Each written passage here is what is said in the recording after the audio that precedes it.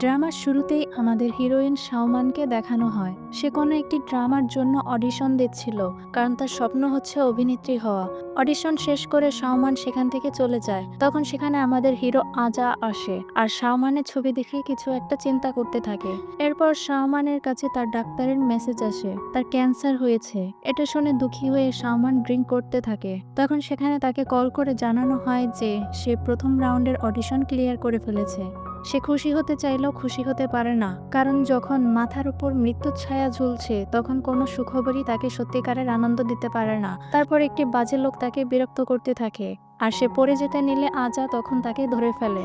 এরপর আজা তাকে একটি হোটেলে নিয়ে যায়, কিন্তু শাওমান ড্রাঙ্ক থাকার কারণে আজাকে যেতে দেয় না আর তাকে কিস করতে থাকে। এক পর্যায়ে আমরা দেখতে পাই আজায়ের চোখ লাল হয়ে ওঠে আর এতে আমরা বুঝতে পারি আজা কোনো সাধারণ মানুষ নয়। ঘুম ভাঙলে শাওমান দেখতে পায় তার পাশে একজন হ্যান্ডসাম ছেলে শুয়ে আছে আর বুঝতে পারে যে সে কাল রাতে কি করেছে। এরপর শাওমান তার জিনিসপত্র নিয়ে সেখান থেকে পালিয়ে যায়।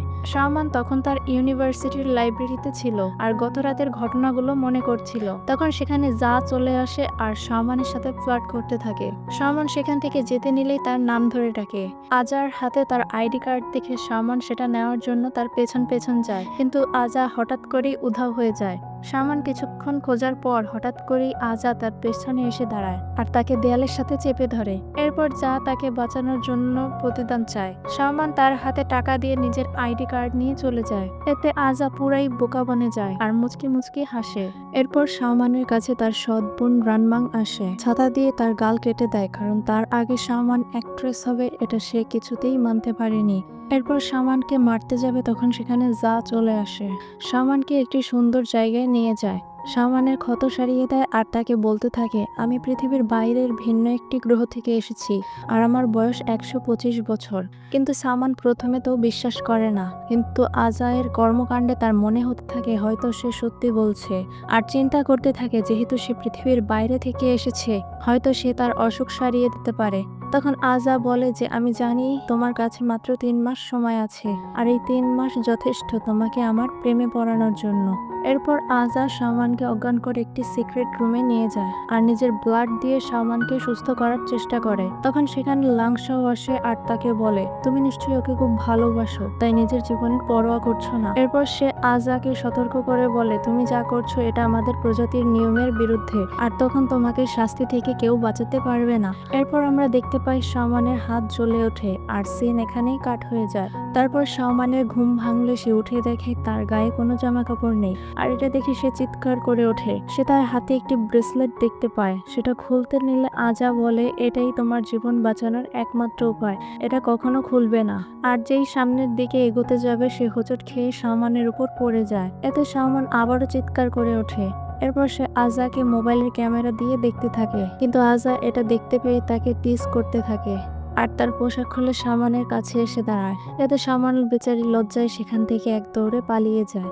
তখন আজা একটু অসুস্থ হয়ে যায় আর লাংশাও এসে বলে, ওর মধ্যে কি এমন আছে যার জন্য তুমি তোমার নিজের জীবন ওর সাথে ভাগ করছো। পরের দিন লাংশাও শাওমানকে মারার চেষ্টা করে, কিন্তু আজা সেখানে চলে আসে আর তাকে বলতে থাকে, তুমি যদি শাওমানের কোনো ক্ষতি করো তাহলে আমার থেকে খারাপ আর কেউ হবে না।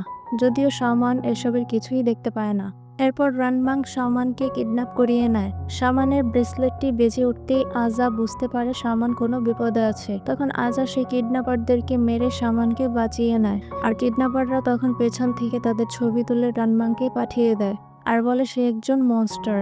পরের সিনে আমরা দেখতে পাই শাওমান ডিরেক্টরের সাথে ড্রামা নিয়ে কথা বলতে যায়, কিন্তু লাংশাও ডিরেক্টরকে নিজের বশে নিয়ে যায় আর শাওমানকে মারার চেষ্টা করে। তখন সেখানে আজা চলে আসে আর শাওমানকে বাঁচিয়ে নেয়। এরপর লাংশাও আজাকে বলে, তুমি অনেক বদলে গিয়েছো।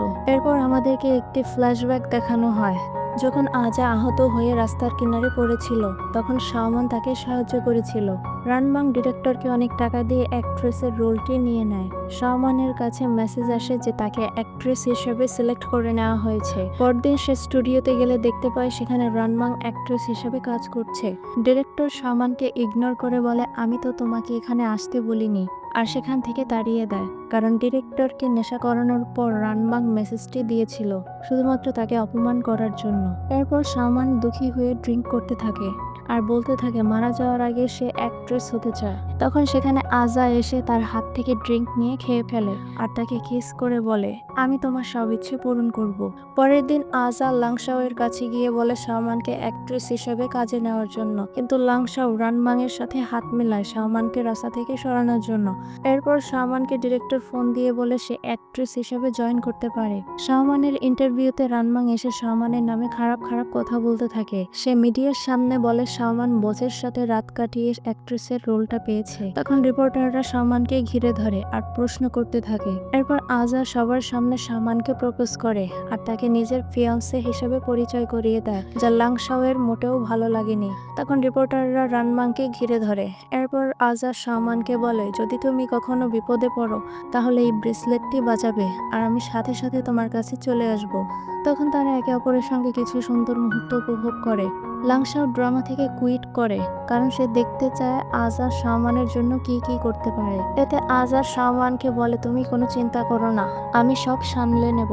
শাওমান চায় না যে আজা একাই সব কষ্ট ভোগ করুক, তাই শাওমান তাদের মধ্যকার মিসআন্ডারস্ট্যান্ডিং দূর করার জন্য লাংশাওর সাথে দেখা করতে চায়, কিন্তু গিয়ে দেখে সেখানে রানমাং গুন্ডা নিয়ে তার জন্য অপেক্ষা করছে। এদিকে শাওমানকে বাড়িতে না দেখে আজা তাকে ফোন করতে থাকে, কিন্তু তার ফোন রানমাং ভেঙে ফেলে। এরপর রানমাং তার গলা চেপে ধরে বলে, কালকের খবরের হেডলাইন হবে ফিয়ান্সে ছেড়ে চলে যাওয়ার কারণে অ্যাক্ট্রেস শাওমান সুইসাইড করেছে। শাওমান তখন প্রাণপণে তার হাতের ব্রেসলেটটি বাজাতে থাকে। ব্রেসলেটের শব্দ শুনে আজা তাকে বাঁচাতে যায়, কিন্তু পথে লাংশাও তাকে বাধা দিয়ে বলে, এটা আমাদের নিয়মের বিরুদ্ধে। তখন আজা তাকে বলে, শাওমানের যদি কিছু হয় তাহলে আমি তোমার জীবনকে নরকে পরিণত করে দেব। এরপর আজা সেখানে গিয়ে শাওমানকে বাঁচিয়ে নেয়, কিন্তু শাওমান ততক্ষণে অজ্ঞান হয়ে গিয়েছে। শাওমানের জীবন বাঁচানোর জন্য আজা তার ব্লাড ব্যবহার করে। রানমাং তখন খোঁড়াতে খোঁড়াতে লাংশাওয়ের কাছে গিয়ে বলে, আজা একজন মনস্টার। তখন লাংশাও তার আসল রূপে এসে রানমাংকে মারতে যায়। এতে সে ভয় পেয়ে যায় আর বলে, আমাকে একটা সুযোগ দাও। সে আরো বলে শাওমান ক্যান্সারে আক্রান্ত, সে 3 মাসের বেশি বাঁচবে না। এতে লাংশাও তাকে ছেড়ে দেয়। এরপর শাওমান তার হাতে আরেকটি বেল দেখে আজাকে এই ব্যাপারে প্রশ্ন করে, কিন্তু আজা তার প্রশ্নটি এড়িয়ে যায়। এরপর আজা তার নিজের উপর নিয়ন্ত্রণ হারিয়ে ফেলে। সে বারবার চেষ্টা করছিল সজ্ঞানে থাকার জন্য, কিন্তু কিছুতেই তা পারছিল না। তার এই অবস্থা দেখে শাওমান তাকে সজ্ঞানে ফেরানোর চেষ্টা করে। আজায়ের মনে হতে থাকে সে শাওমানের কোনো ক্ষতি করেও ফেলতে পারে, তাই শাওমানকে ধাক্কা দিয়ে সেখান থেকে চলে যেতে বলে, কিন্তু শাওমান রাজি হয় না, তাই সে নিজেই সেখান থেকে উধাও হয়ে যায়। এরপর শাওমান আজাকে পাগলের মতো খুঁজতে থাকে। তখন লাংশাও শাওমানের কাছে গিয়ে বলে, তুমি জানো যে তুমি আর আজা ভিন্ন গ্রহের বাসিন্দা, তোমরা কখনো এক হতে পারবে না। সে তোমাকে বাঁচানোর জন্য আমাদের গ্রহের নিয়ম ভেঙেছে, আর বারবার তোমাকে বাঁচানোর কারণে আজা তার জীবন থেকে 200 বছর হারিয়ে ফেলেছে। এরপর লাংশাও শাওমানকে সেই সিক্রেট রুমে নিয়ে যায়। আজাকে এই অবস্থায় দেখে শাওমান কান্নায় ভেঙে পড়ে। তখন লাংশাও বলে, তোমার হাতের ব্রেসলেটে থাকা প্রত্যেকটি বেল আজায়ের জীবনের 100 বছর নির্দেশ করে। তখন শাওমান তার ব্রেসলেটটি খুলে ফেলে আর লাংশাওকে বলে আজায়ের জীবন ফিরিয়ে দিতে। লাংশাও তখন তার পাওয়ার ব্যবহার করে আজাকে তার জীবন ফিরিয়ে দেয়। শাওমান মনে মনে আজাকে বলে, তুমি হচ্ছে আমার জীবনের সবচেয়ে বড় সৌভাগ্য আর আমি তোমাকে অনেক ভালোবাসি। এটা বলে সে জায়ের কাছ থেকে বিদায় নেয়। এরপর আজায়ের জ্ঞান ফিরলে সে লাংশাওয়ের কাছে শাওমানের কথা জিজ্ঞাসা করে। এতে লাংশাও বলে, শাওমান মারা গিয়েছে, এর জন্য তুমি আমাকে ঘৃণা করো না?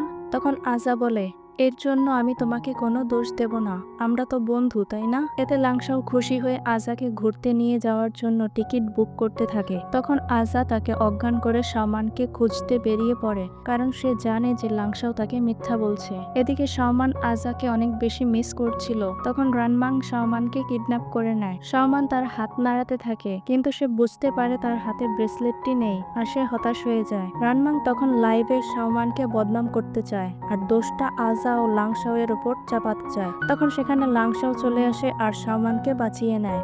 এরপর আজাও সেখানে আসে আর শাওমানের কথা জিজ্ঞাসা করে, কিন্তু লাংশাও বলে শাওমানের কাছে বেশি সময় নেই, তাকে মিথ্যা আশা দিয়ে কি হবে যদি তা কখনোই পূরণ করতে না পারো। তখন আজা বলে, আমি শাওমানকে মরতে দেব না, আর আমি তাকে কথা দিয়েছি আমি সব সময় তার সাথে থাকবো আর তাকে হ্যাপি রাখবো। এরপর আজা সেখান থেকে চলে যায়। এতে লাংশাও বুঝতে পারে আজা শাওমানকে নিজের জীবনের থেকেও অনেক বেশি ভালোবাসে। শাওমান সেখানেই লুকিয়েছিল। আজায়ের কথাগুলো শুনে সে কান্নায় ভেঙে পড়ে। এদিকে আজার শাওমানকে পাগলের মতো খুঁজতে থাকে। শাওমান শেষবারের মতো চিৎকার করে আজাকে নিজের ভালোবাসার কথা বলে অজ্ঞান হয়ে যায়। এরপর আজা সেখানে এসে শাওমানকে নিজের ব্লাড দিয়ে বাঁচানোর চেষ্টা করে, কিন্তু শাওমান তাকে বাধা দিয়ে বলে, আমাকে 100 দিন বাঁচানোর জন্য তোমার জীবনের 200 বছর নষ্ট করো না, আর আমাকে প্রমিস করো যে তুমি আমাকে ভুলে নতুন করে জীবন শুরু করবে। এটা বলেই শাওমান মারা যায়। এতে আজা কান্নায় ভেঙে পড়ে, আর সিন এখানেই কাট হয়ে যায়। পরের সিনে আজা আর শাওমানকে একসাথে দেখানো হয়। তারা দুজন একসাথে হাসি খুশি জীবন কাটাচ্ছিল, আর এবার তাদের দুজনের হাতেই একটি করে ব্রেসলেট ছিল।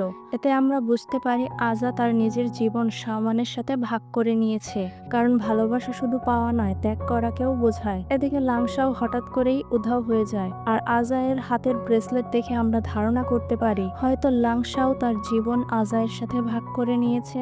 সরি গাইস, এখানে এন্ডিংটা স্পষ্ট ছিল না। যাই হোক, আর এখানেই এই সুন্দর ড্রামাটি শেষ হয়ে যায়।